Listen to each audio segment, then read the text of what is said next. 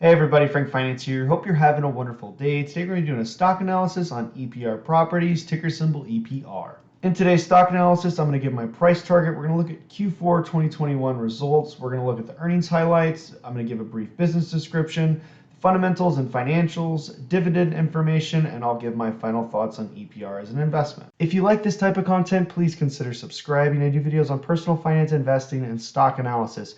If you have a question about EPR, leave a comment below. Also, if you have any recommendations or stock analysis videos you'd like to see in the future, also put that in the comments below. Last thing, please hit that like button. It helps me out a lot. Now, back to your content. All right, so my price target for EPR Properties is $65 in the next 12 months. Now, this is lowered guidance. I previously had them at $65 to $70 when they reported in Q3.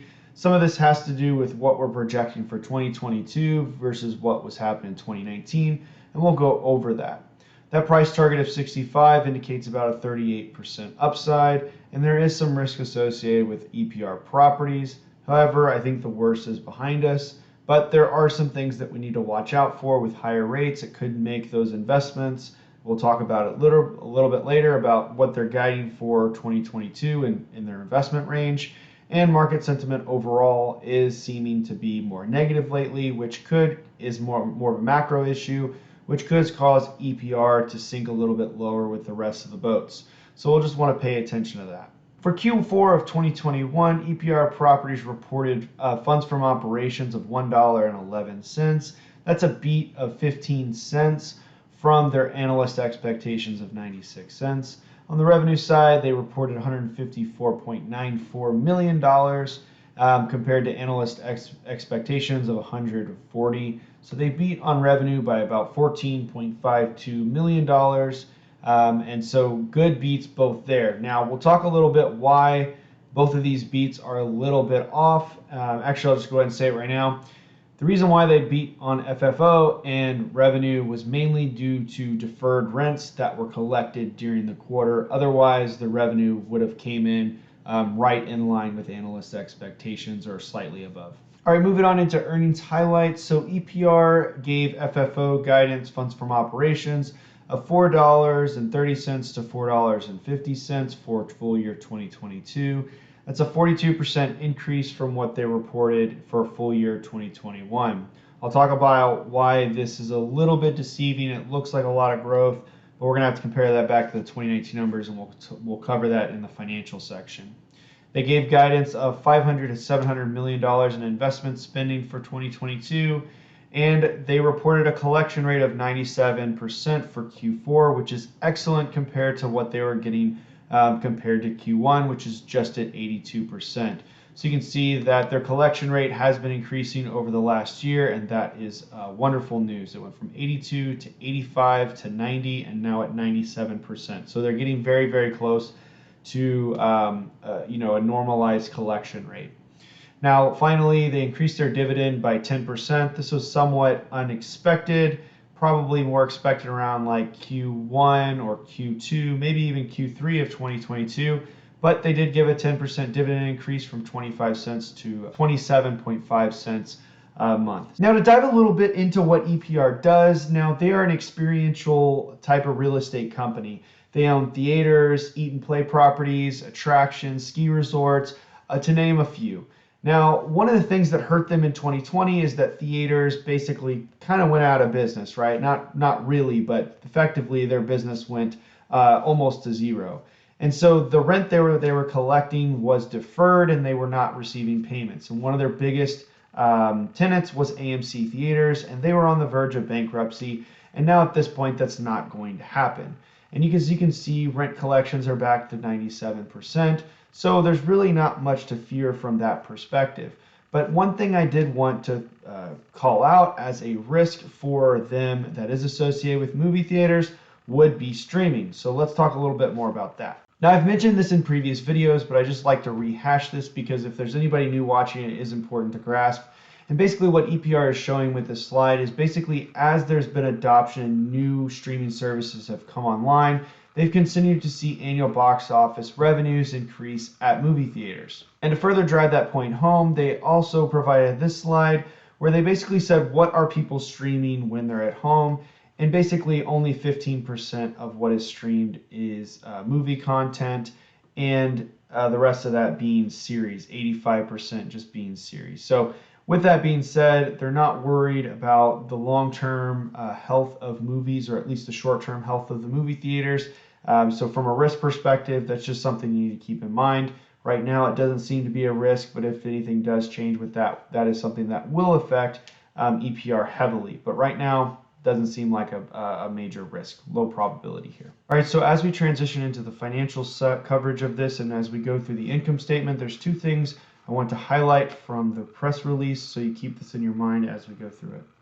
First one is net income available to common shareholders per diluted common share. We're going to look at EPS diluted for this, and that's given guidance of $2.06 to $2.26. And that funds from operation diluted common share is guided from $4.30 to $4.50. Now keep that in mind. All right, so jumping on over to the income statement. So first thing is we're looking at diluted earnings per share. The thing that you want to note is back in 2020 for full year it was negative. For 2021, I think it's somewhere around $1. But that's not what we're comparing it. We're not comparing it to 2020. We're comparing it to 2019, which came in at $2.32, right? So they're basically reporting less than 50% of what they reported in 2019 for full year 2021, and that is expected. We didn't see them have nearly a full recovery in 2021, but we do expect close to a full recovery in 2022. Again, remember they gave guidance between that 206 and 220 or 230 something, right?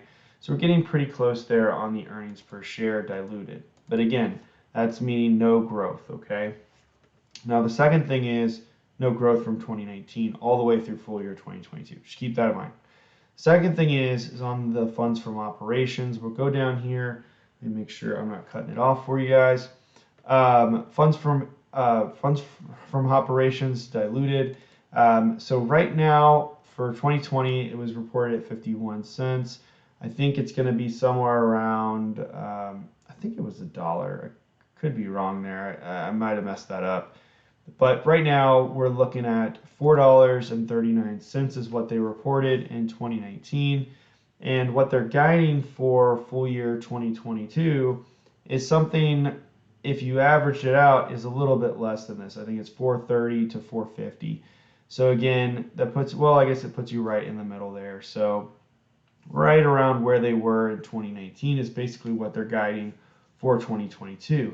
Now this makes a lot of sense in the sense that, again, they're basically were in trying to, treading water for the last 2 years, and they were taking all their capital investments and not investing basically at all over the last 2 years relatively to what they were doing. I think in all of 2022 or 2021, they only invested like 25 million dollars compared to, again, what they're planning to spend in 2022 budget is $500 to $700 million. So you can basically say that they weren't going out there, they weren't growing the company by investments, which is what these REITs typically do to gain. It's not like rent collection goes up 10% every year, right?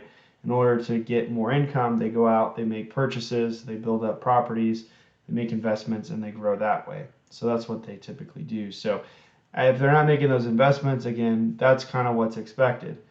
But, from an investment perspective, you do have to realize, that, not seeing any growth in a company over the course of going to be 3 years, basically, is a little disappointing. It's basically like 3 lost years. All right, moving on into dividend news. Again, it was announced that they'd been increasing their dividend to 27.5 cents per month. That increases the annual dividend to $3.30, previously at $3, and increases their dividend yield to about 7% at their current stock price of around $47 a share. Now, one of the things I was going to highlight in this is that we saw a pretty big decrease in the dividend. The dividend in 2020. They took it from 38 cents down to 25 cents, and that was basically gone for a little over a year, about a year and 1 quarter.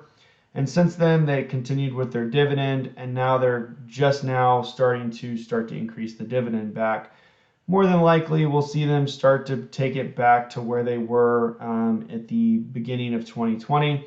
But time will tell as to what management plans.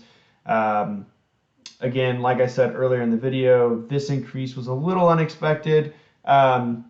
Expected to see it more in like Q1 or Q2, but it is probably welcome for EPR investors, as this is one good benefit of the stock is that nice dividend yield.